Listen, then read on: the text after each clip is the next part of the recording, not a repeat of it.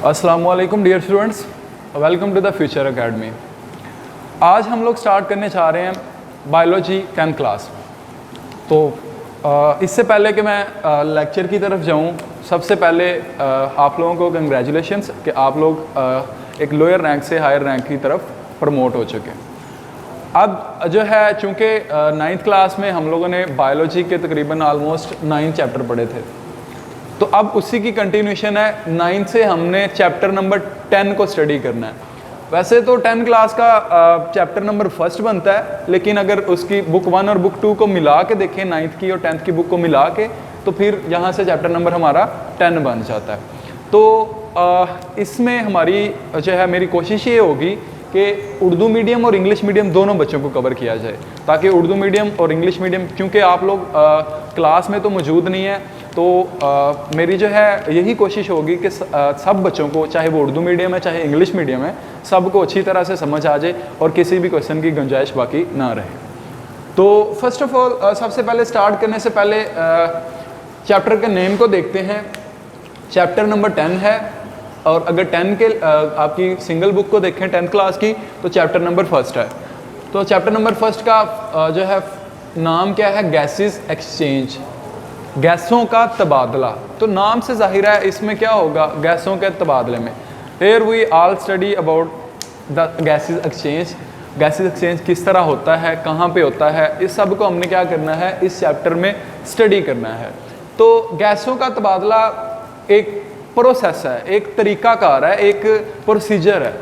ऐसा नहीं है कि गैसों का तबादला रैंडमली होता जाता है।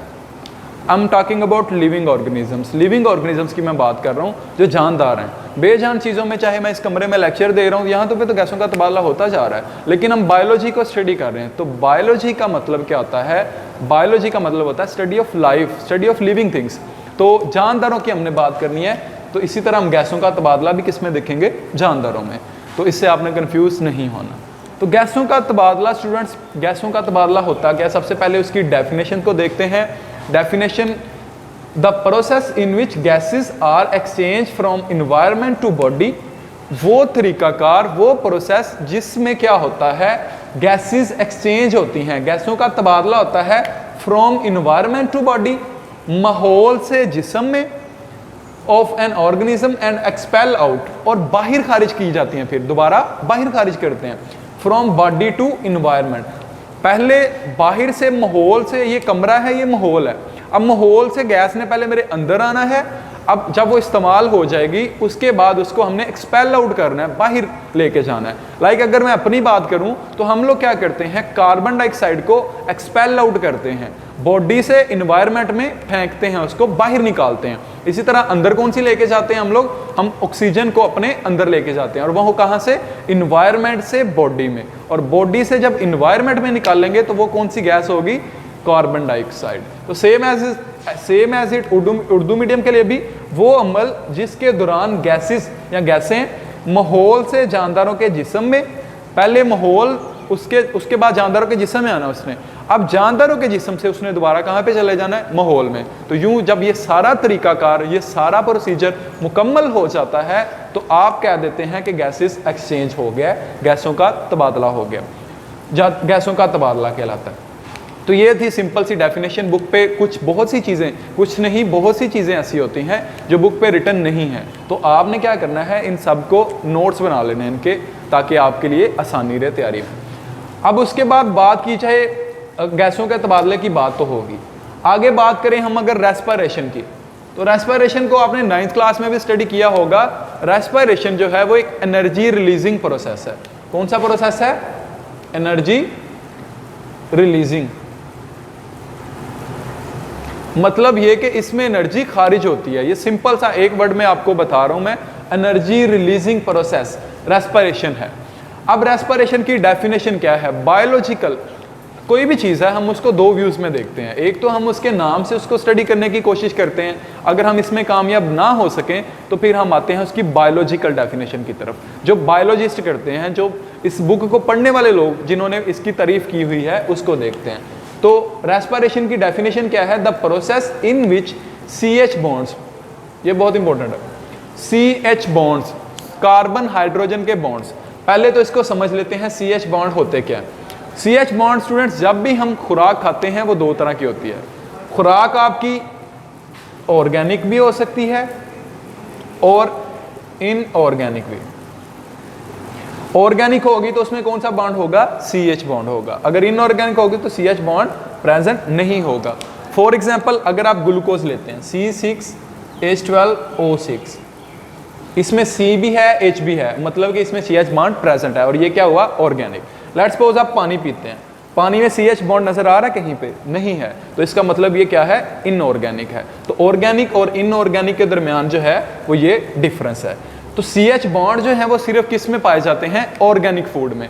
तो जब भी हम ऑर्गेनिक फूड लेते हैं, खाते हैं, तो उसमें डिफरेंट तरह के जो बॉन्ड्स हैं, CH बॉन्ड्स हैं, उनको तोड़ा जाता है। तो जब वो बॉन्ड टूटते हैं तो उससे क्या होती है? एनर्जी खारिज होती है। और एनर्जी जो है 9th क्लास में भी आपने एक छोटा सा टॉपिक पढ़ा था, ATP,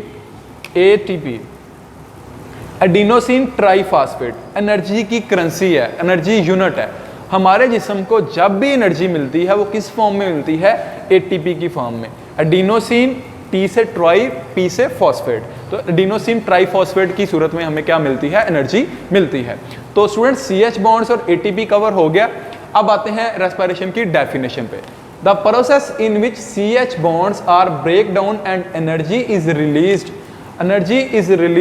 energy in the form of ATP। वो प्रोसेस, वो अमल जिसके दौरान खुराक में मौजूद CH बॉन्ड तोड़े जाते हैं और उन बॉन्ड्स को टूटने की वजह से क्या पैदा होती है? एनर्जी पैदा होती है, एनर्जी खारिज होती है और उस एनर्जी को हम क्या करते हैं? इस्तेमाल करते हैं। तो स्टूडेंट्स, इसको अगर इक्वेशन के लिहाज से देखा जाए तो ये हमारे पास क्या है? ग्लूकोज, CH बॉन्ड इसमें प्रेजेंट है, तो ये ऑर्गेनिक फूड है। ऑक्सीजन की मौजूदगी से ये क्या है? गैस। ये क्या है? गैस। अब गैस की मौजूदगी में हमने ग्लूकोज को तोड़ना है, तो उसके नतीजे में क्या निकलेगी? कार्बन डाइऑक्साइड, ये भी क्या है? गैस। उसके साथ वाटर, ये क्या है? लिक्विड। और उसके बाद साथ क्या निकलेगी? एनर्जी। और एनर्जी मैंने बताया आपको किस शक्ल में निकलती है? ATP की शक्ल में, ATP की फॉर्म में रिलीज होती है। तो ग्लूकोज को जब हमने ऑक्सीजन की मदद से तोड़ा, किस लिए खाया हमने ग्लूकोज को? पहली बात ये कि लिया किस लिए, इनटेक किस लिए किया? तो ग्लूकोज को इनटेक हमने किया इस वजह से क्योंकि हमें क्या चाहिए थी? एनर्जी चाहिए थी। हमें क्या चाहिए थी? एनर्जी। तो एनर्जी को हमने क्या किया? इनटेक किया। अब उसके बाद क्या हुआ? गैस एक इस्तेमाल हुई। वो गैस ऑक्सीजन हमने कहाँ से ली? ऑक्सीजन हमने इन्वायरमेंट से ली। इन्वायरमेंट से हमारे साथ ग्लूकोज के साथ ऑक्सीजन गई। अब उस ऑक्सीजन को हमने इस्तेमाल में लाया, उससे फ़ायदा लिया, उससे क्या बन गई? एक और गैस बन गई, कन्वर्ट होके कार्बन डाइऑक्साइड। अब इस कार्बन डाइऑक्साइड का क्या काम है? इसको हम लोग बाहर निकाल देंगे। वाटर को हम लोग अपनी टिश्यूज़ की डिफरेंट तरह की कंपोजिशंस के लिए, डिफरेंट तरह की फंक्शनिंग के लिए क्या करेंगे? इस्तेमाल करेंगे। और एनर्जी को भी हम क्या करते हैं? डिफरेंट तरह के फंक्शंस के लिए इस्तेमाल करते हैं। तो स्टूडेंट्स, ये था हमारे पास रेस्पिरेशन की एक रफ सी डेफिनेशन। अब अगर बात करें टाइप्स ऑफ रेस्पिरेशन, तो रेस्पिरेशन जो है वो दो तरह की हो सकती है। एक रेस्पिरेशन, सिंपल सी बात अगर मैं बताऊं, मैं इस कमरे में, इस रूम में खड़ा हूं, क्लासरूम में, तो इसमें क्या है? एक माहौल से, कमरे से ऑक्सीजन जो है वो मेरे जिस्म के अंदर जा रही है। अब जब ऑक्सीजन लंग्स के जरिए अंदर चली गई है, उससे आगे फिर ऑक्सीजन ने जाना है टिश्यूज में, सेल्स में। तो इसी लिहाज से टाइप्स ऑफ रेस्पिरेशन कितनी है? दो टाइप्स हैं इसकी, सेलुलर रेस्पिरेशन और ब्रीथिंग, या इसका दूसरा नाम जो है वो है तनफ्फुस। तो सेलुलर रेस्पिरेशन जो है उसको स्टडी करते हैं हम लोग। सबसे पहले ब्रीथिंग को देखते हैं।